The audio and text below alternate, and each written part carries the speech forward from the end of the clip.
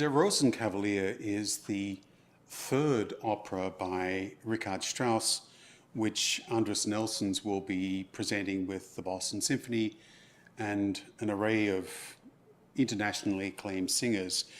In previous recent seasons, he performed both Salome and Elektra. Der Rosenkavalier, in contrast with those two operas, is on a much grander scale. Both Salome and Elektra are single-act operas, very dramatic, quite expressionistic in intent, whereas Der Rosenkavalier is a grand three-act opera, a comedy with many, many characters, relying very much on an understanding of the world of Vienna of its time. Der Rosenkavalier was written in 1911. Strauss was collaborating for the second time with the librettist Hugo von Hofmannsthal. It was the fifth opera that Strauss wrote, and without any doubt, it was his greatest operatic success to that point. It was premiered in Dresden, and by all accounts, the opera sold out immediately.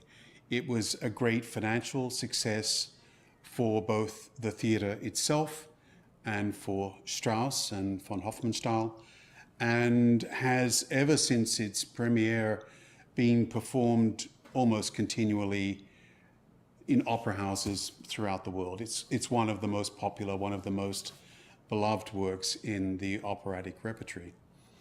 The plot of the opera focuses around four characters.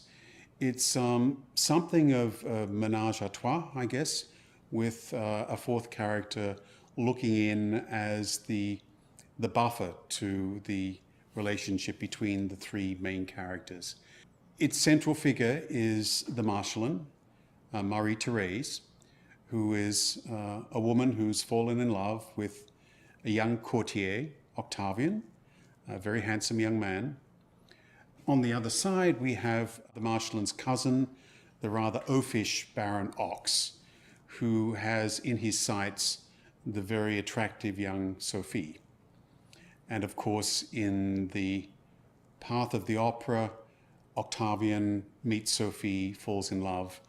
The Marschallin very nobly distances herself, leaves the two lovers to themselves, and Baron Ochs is left to go off and essentially make a great buffoon of himself.